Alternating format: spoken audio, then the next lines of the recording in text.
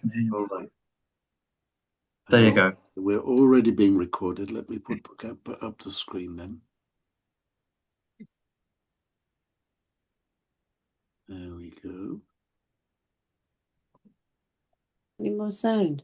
Yeah. We'll go. Okay. We'll wait a couple of minutes Yes, before we start, just in case there are further people coming in. that's great. Um, It's only sound apart.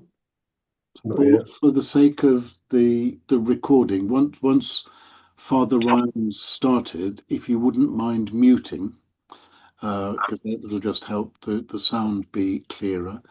Right. If you have any questions that you want to keep in mind, you might like to put those in the chat. But as there will be time for questions and discussions as we move on into the evening. Mm. And at the beginning, I do recap what we looked at together with Judith on Sunday night for any newbies as well. Very good.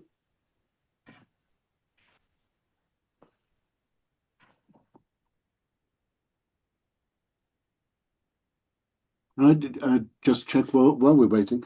Did do people know about the Catholic Sutton Coldfield blog, which was where the papal encyclical was posted up and a sort of a commentary on it as well? No, no.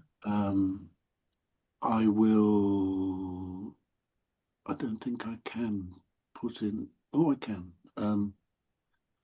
I will put in the chat the address of it. So That's great.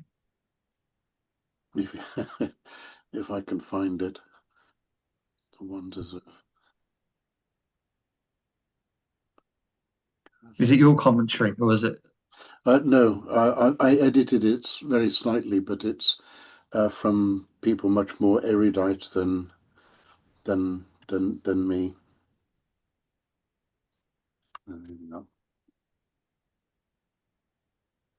If I remember right, it is. It's a Catholic social justice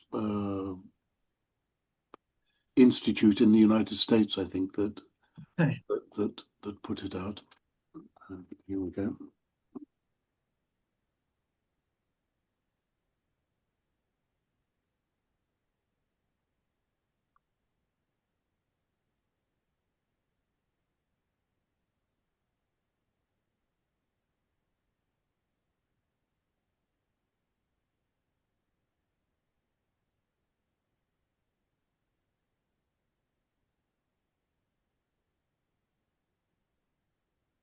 So if people want to have a look in the chat, you'll see the link there. And when you visit it, you'll see that what goes up on there is basically things which we're doing in common across the cluster. But without any further ado, let me once more just welcome people. Father Ryan's already reminded us that on Sunday we had the treat of the presentation from Dr. Judith Champ, and this evening we're over to Father Ryan himself. Right. Thank you, everybody. In case people aren't aware, I'm at Holy Trinity Church and Sacred Heart Church in Sutton. And another little job I have on the side is working at a building that might be known to people, Oscott College. And I go in there Monday mornings and I have the privilege to teach something that we're looking at tonight and what we looked at Sunday, Catholic social teaching. And I just think it'd be good just to recap where we were on Sunday, or if we weren't there, just to bring us all up to speed. That why are we looking at this document? And I think first things first, it's because of the new Pope that we have, Leo XIV. And straight away, people were thinking, what was the last Leo like? And he is perhaps most famous for this document that we're looking at, Rerum Novarum, New Things, New Matters, as the title indicates, if we're to translate it into English.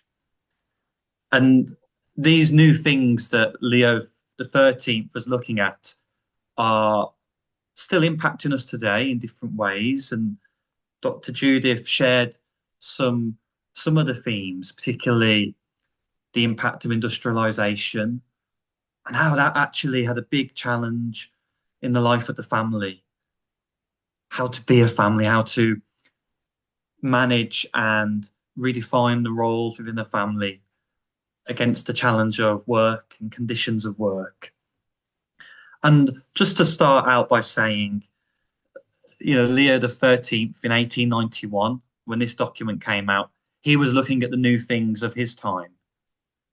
And even as the things have changed over the century and a bit, what hasn't changed and what remains, and we're all part of, is that attention that we're giving to these things. The fact we're observing, we're looking, we're feeling, we're hearing, and that's all feeding into the life of the church. Our observation of the world around us, our responsibilities to the world, they remain even as the things themselves might change. And Judith put it really well. She said that Rerum Novarum is kind of a jumping off point of what we now call social teaching of the church. Perhaps we've heard of that term before, perhaps we're very familiar with it, or it's something we're looking at for the first time.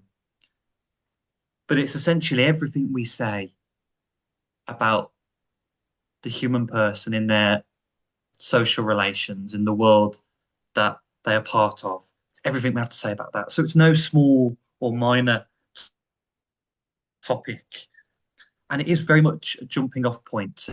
And we'll see in a few moments what follows that document. But I want to go to our next slide to look at the very beginning of Rerum Novarum. And this is how Pope Leo chooses to speak to the world in 1891. And I think we get a lot from this first sentence, that the spirit of revolutionary change, which has long been disturbing the nations of the world, should have passed beyond the sphere of politics and made its influence felt in the cognate sphere of practical economics, is not surprising. Grand opening statement. And we might think, what's that got to do with anything? Perhaps just inviting us to see and hear those words as the church looking out the window at the world around, observing, seeing what's going on. It's a felt sentiment that the Pope is sharing. He's saying these great revolutionary changes, and we looked at some of them on Sunday, in the world of economics, in society, in politics and culture, they're now being felt at the kitchen table. They're knocking on our doors. That's why it's talking about practical economics. In our day, we might talk about the cost of living, bread and butter economics. But it's remarkable to think this is the opening gambit of the Pope in this document. And it's sending a clear sign that we are looking out at the world, we're seeing what's happening, and we're speaking into it because we are utterly concerned, not just for the spiritual condition of the human person, but also their material condition. And not just of human people, but of course, all of creation. And that is a thread that develops more towards the end of the last century, as we'll see. If we can move to the next slide.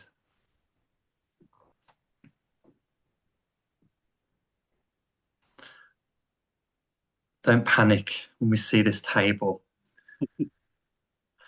we're at the beginning, we're in 1891. I'm not going to go through all these documents, but just to show you physically, if someone says, what's the Catholic social teaching? We want to point to something. We want something to show for it. And one of those things we might show is this whole chain of documents that followed Pope Leo's remarkable document. And since 1891, at key anniversary dates, so the next one, 40 years later, we have Quadragesimo Anno. The popes choose to reflect again, look again, open the window again. What's going on? What can we see? What do we speak into? And we have a whole rich tradition of documents that sort of speak to each other, a whole chain. Not quite an echo, but a living link to the one that's gone before. Some of them we might know, some we perhaps never heard of. I think we'll recognise 2015, Pope Francis, Laudato Si. And that already tells us something, that these documents in our own time are just as vital and vibrant, and they're studied, they've created and had great responses to them. Initiatives follow them. Perhaps we're familiar in our own diocese of some of the initiatives of Pope Francis's document there, Laudato Si. There is a later document, and that came during COVID in 2020, and that was Fratelli Tutti. You might have heard of that. Sisters, brothers, all. And that's looking at humanity as a whole. But just to show you on that table, that whole pile of documents that begins to build up with a pace, perhaps a great indicator of upheavals and challenges in the last century and into our own. That there are more documents, not fewer, that the frequency that they're produced has increased as well, which is interesting. And I'm sure Leo XIV will be working on a document already, and it will be a social teaching document. I think that's very clear. That's in the making already, probably about artificial intelligence, I imagine. This body of documents, I remember we had an exam in Rome, and it's an oral exam. And I went in, and the professor asked me to list all these documents in reverse chronological order, giving the Latin names and the author. I mean, so that was the whole exam. And in a way, I share that because this list of documents in itself isn't Catholic social teaching. It's the life they inspire, the charity, the initiatives that have created them and given them life. That's where social teaching is found as well. And we didn't wait till 1891 to start speaking into the social sphere as a church. Of course, we see it throughout the sacred scriptures. We see it in the life of Christ. We see it through the experience of the early church. Look at the Acts of the Apostles that we're hearing throughout this Easter season. What do we do when there's a community suffering financially? How do we organize ourselves? How do we communicate? How do we relate to them? Well, the challenges to one culture trying to adopt Christianity and causing them to consider how we're going to look after widows and orphans in our community. They seem to follow, right? Well, what am I standing here with a pen and paper? Are we okay? If we move to the next slide, please.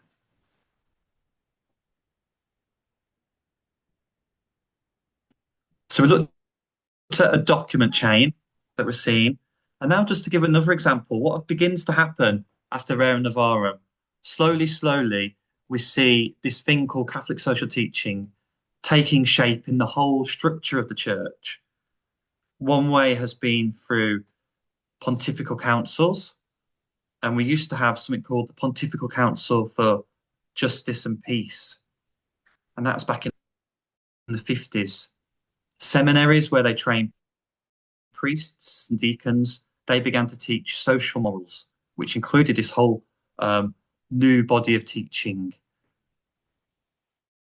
We had at the lay level, we had so many initiatives, study groups people campaigning, pamphleting, getting involved in local politics, local government, particularly in England. We saw that, and Dr. Judith mentioned the Catholic Social Guild in our own country. But today, if you were to look for a body of the church that looks at this area, did we know that there exists the dicastery for integral human development? It's a difficult, not very attractive name. But this is the main body that promotes the Catholic social teaching of the church. And you can go to the website, and this is the whole body of team that are working there currently. And you'll see it's very much lay-led. And on the website, they have so many documents and resources available to us.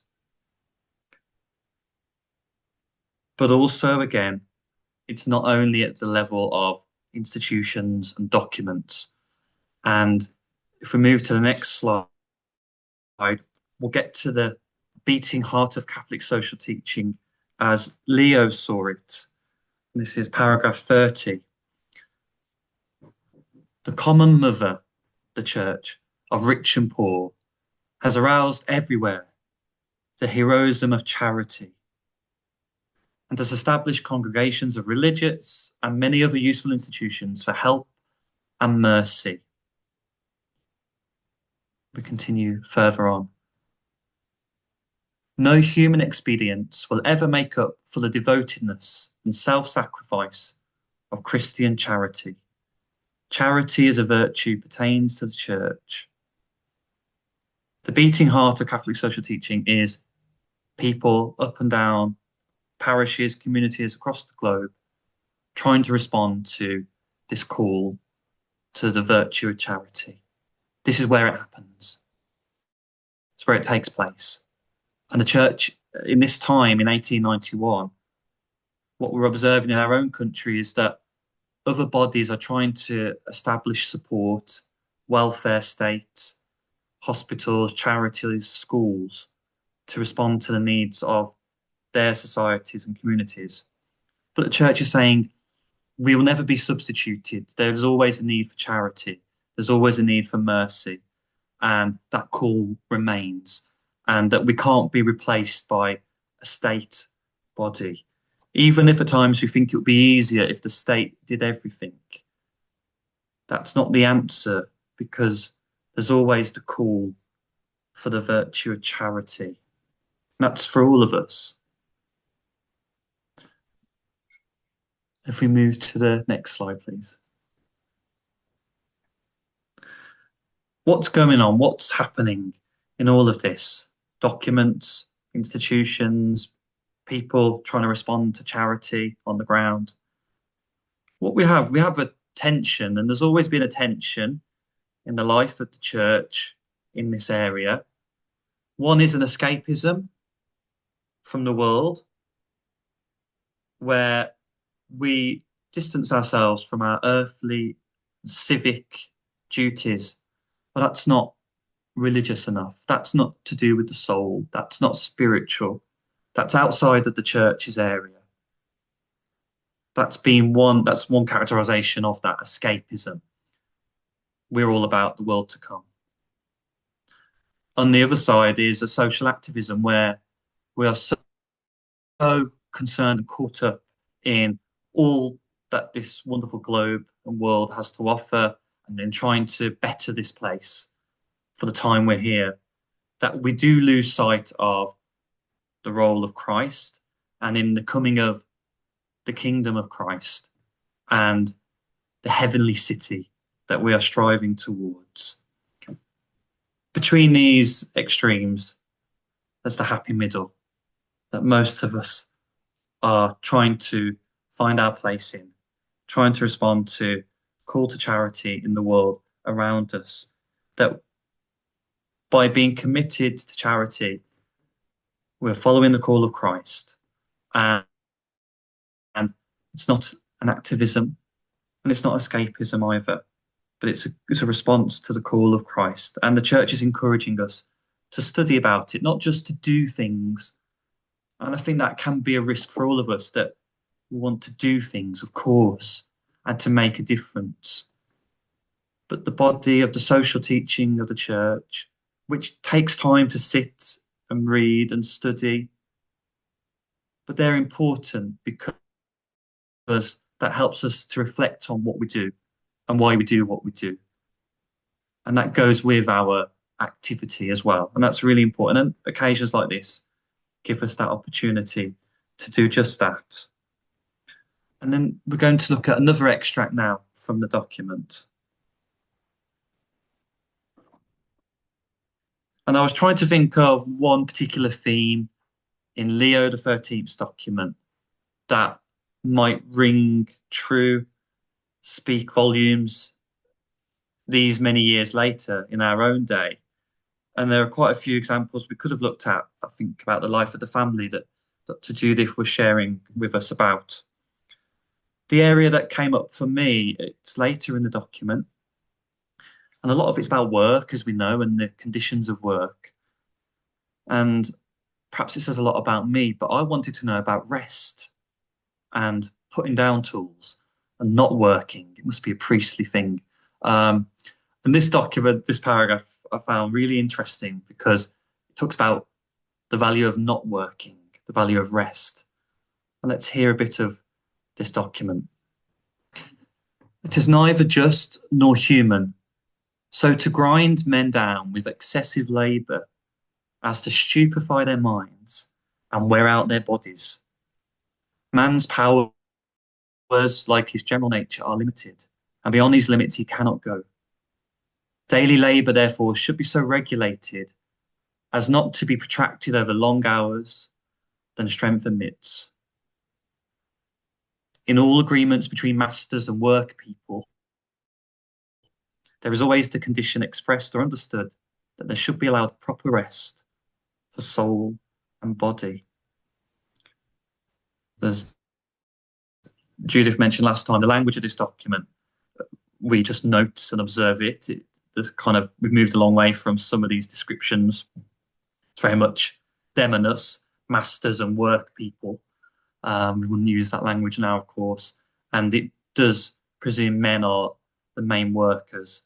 Although the document is very strong on women and children not being given work that is not suitable for them, and that's a really important part of the document.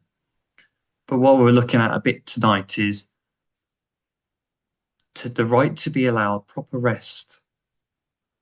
And that's not just so that we're not worn out or that our work doesn't become slavery.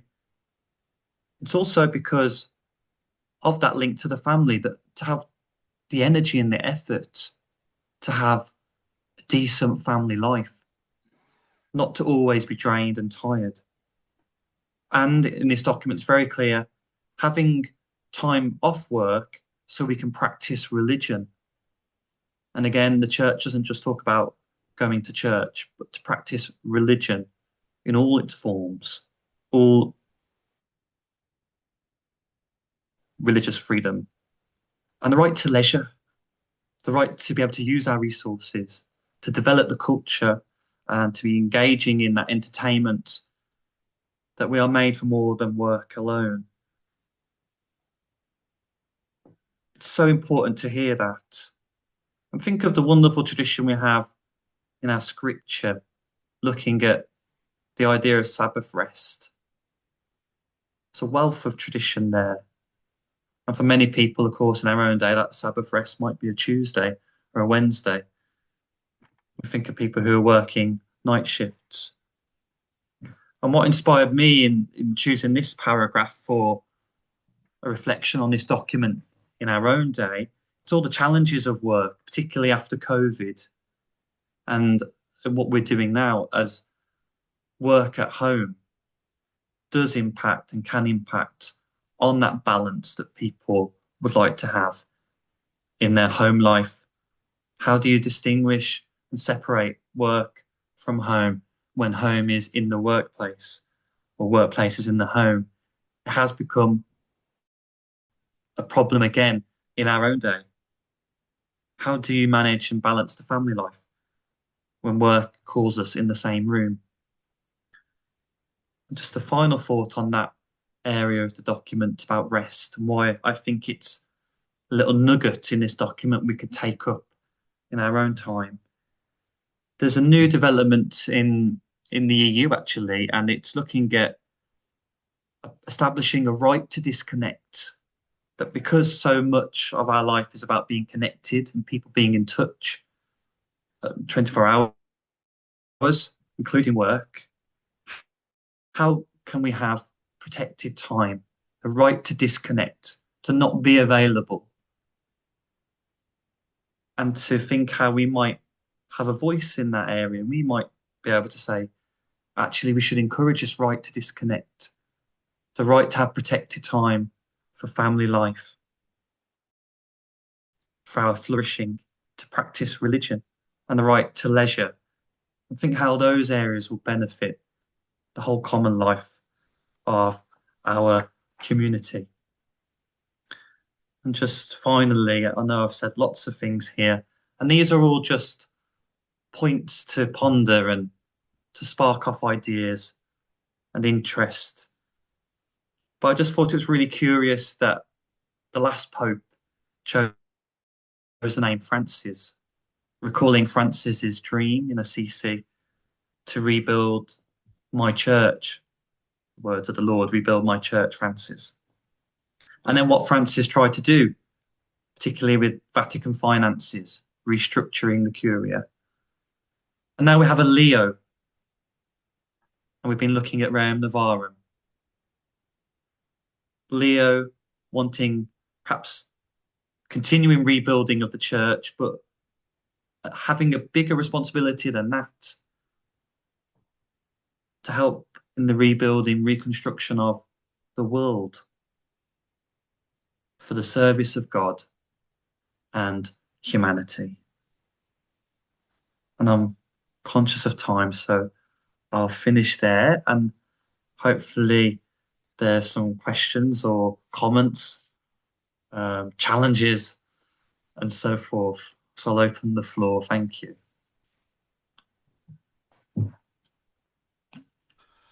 So thank you very much indeed, Father Ryan. So if people have any questions or comments, you, if anybody's put anything in the chat, if you'd like to raise your hand, and we'll move on from there. Peter.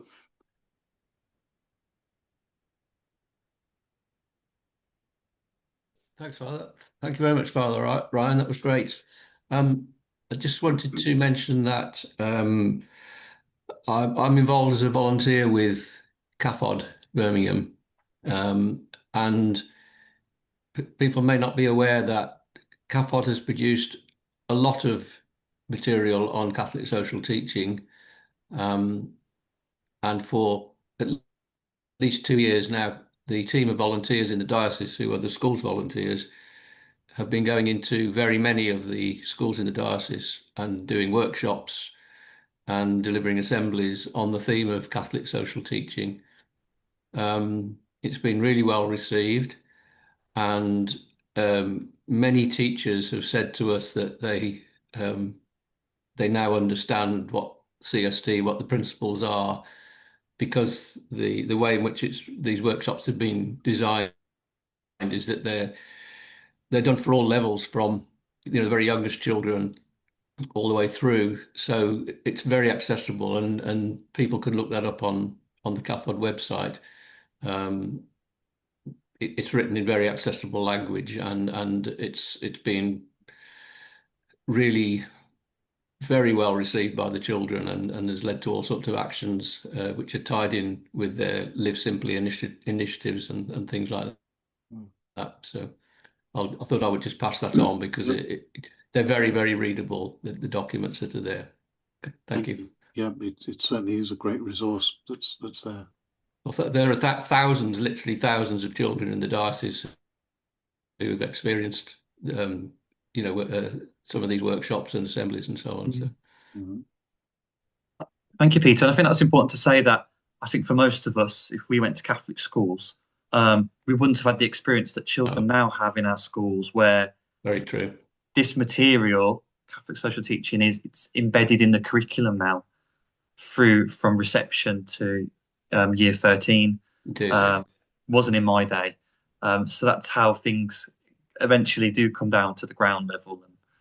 And there's so many resources now, aren't there, available on this? That's right, Father. And the lovely thing is that children love it. They really respond to it. It's quite hopeful. Thank you. One of the particular things that struck me when I would like to say that when I reread Rerum Novarum, but if truth be told, when I started reading Rerum Novarum, I thought, I'm not sure I ever have read this before. That's rather shameful in some ways. But I think the thing that most struck me was where it moves on to talk about, if I remember it correctly, where it starts to talk about trade unions, and you sort of made the point this evening in your presentation that it says that the first responsibility of trade unions is the spiritual formation of people. So it's not about, in the first place, looking to make sure we get enough rest, although I've been greatly warmed to that theme. Not about getting enough rest, not about rates of pay, important as all of those things are, but is that spiritual integrity of the person, and as Judith was saying on Sunday, of the family by implication too. And I think that it's a dimension that seems to me is so sadly neglected in so much sort of contemporary political discourse. Either with, it's been a long time since I've been in a trades union. I don't think the Council of Priests quite counts, but but in trade unions or in political parties, there's talk about isms and everything, but actually that real focus on the real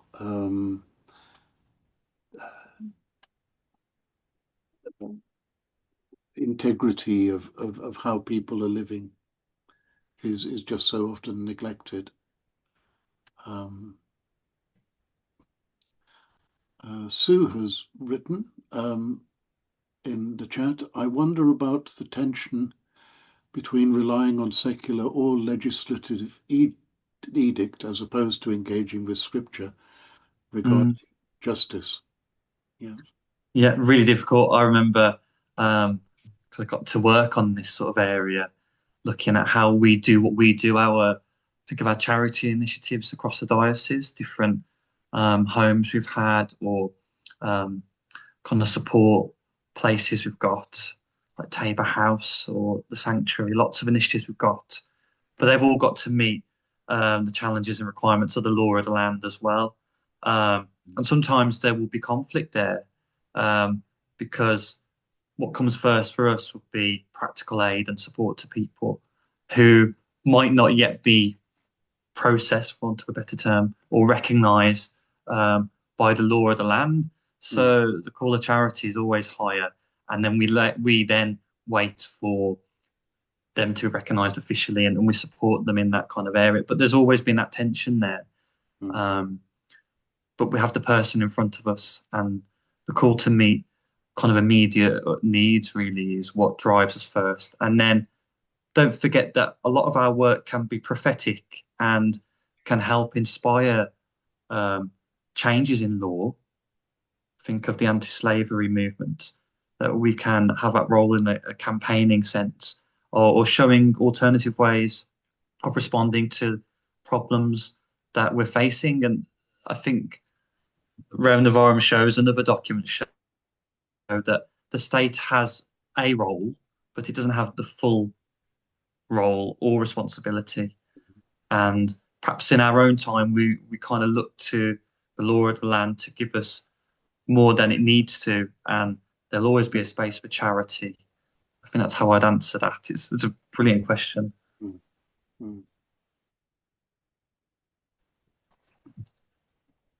Gregory. Hi, good evening. Thank you, Father Ryan, and thank you, Dr. Judith, for Sunday. Listening to what Father Alan has just said and what Father Ryan has just said, in the context of many of the people on this Zoom call will have attended the Do Justice day, as you did, Father Ryan. And one of the things that I seem to recall coming out of that day was there was an appetite for a far greater understanding of Catholic social teaching, and this Zoom evening is part of that ongoing process. Now, turning to what Father Alan said, so the idea that has been touched on by Father Ryan and Dr. Judith, that the language of the 1891 cyclical at times does not entirely accord with our understanding of those words now. So in terms of trade union, that's a classic example. Trade unions then were very, very different from trade unions now, whether in Britain or elsewhere in the world. And then in terms of what Father Ryan has just said about the relationship between the way the political system operates across our lives, the laws that are made, and the call for taking a Christian action approach to behavior in the world. One of the things that strikes me, in addition to the language in the 1891 encyclical, is that there's this wonderful difference between, on the one hand, state control as exemplified by what's referred to as socialism, and on the other hand, what you could call or refer to as very significant American laissez-faire, red in tooth and claw capitalism. And what the document is saying, neither are good things. And this has been repeated by popes over the years. Neither of those are good things. It's somewhere in the middle. But nobody explains what the middle is. So I think that in order to embed the ideas associated with Catholic social teaching within the cluster, which might be a good thing, we have to have more of these Zoom meetings and some sort of idea how we do that. Because at present, and understandably, the edges have been touched without, and the edges having been touched throw up issues like the concept of trade unions, like the very interesting and practical question, what happens in reality? So anybody got any ideas on how this should be progressed further? And deadly silence, I expect nothing else. I'm mindful of just one thought. I mean, it's not a way of proceeding, but we're all sort of waiting with bated breath, really, to see how our new papacy emerges. There is something, it seems to me, in the early approaches and the early sort of conversations that Pope Leo has been having with a number of people. I'm thinking of how in the first 48 hours or so of his papacy, he made it his business to engage with the world of the media and journalists, also with the diplomatic corps. And I just wonder whether we have the scope, perhaps through this new papacy, to engage in a deeper and richer way. I just wonder if this is going to be one of the directions that he will want to take. That doesn't really answer your question at all, but I just wonder whether we're going to get perhaps a bit more help under this present Pope in terms of how the body of Christian teaching in its fullness engages with the secular world and engages with secular authority. Perhaps that's I can see how the Pope exhibiting enthusiasm for these matters will encourage people. It will bring to the attention of people the importance of these matters and encourage people to take them more seriously. So I think that's a great idea, but it still doesn't solve, as you indicated, the fundamentals of, it's all very well reading the encyclicals. How does it work in practice? Yes. And one of the things I think, Father Alan, that is very, very clear in the Do Justice campaign, it is everything from the parish to the area to the nation to the international. Yes, yes, that's Yeah, true. I wonder whether it's even more basic and fundamental than that. I was very taken by the phrase that Father Ryan used right at the beginning, really, about what's being felt at our kitchen table. And it's about the quality of leadership that's offered in families, about the choices that are made, about family life. Again, Peter was referring to live simply, and that clearly touches on. And the sort of conversations, I think back to when I had a real job, and the sort of conversations that used to happen in the office about whether this or that was fair, or what was the implication of this or that decision for the impact that it had on particular people's lives and so on, and where that whether or not this was just. And I think nothing I think can replace that fundamental prompting of conscience in our own immediate experiences, workplace settings and so on, family life. I'm mindful that it's 8:10, and we said we were going to be here for half an hour, and the half hour was much being appreciated on Sunday.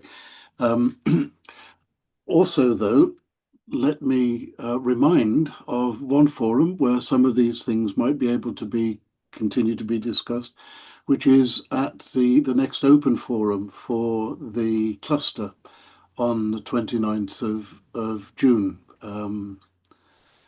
And details of which I'm sure are in all our parish newsletters. They're also on the Catholic Sutton Coldfield blog that I mentioned earlier. So to remain sort of faithful to our half hour together on Zoom, let me thank very much Father Ryan for his presentation this evening. Thank again Dr. Judith Champ for her presentation on Sunday. And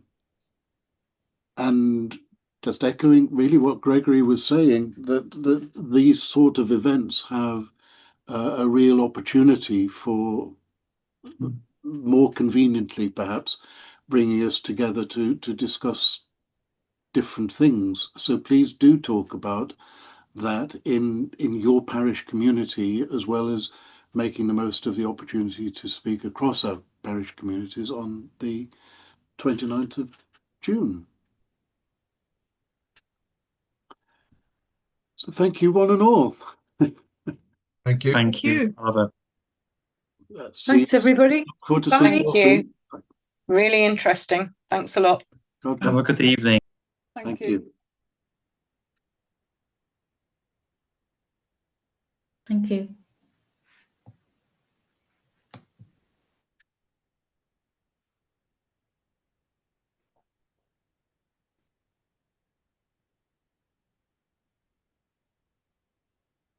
Ooh.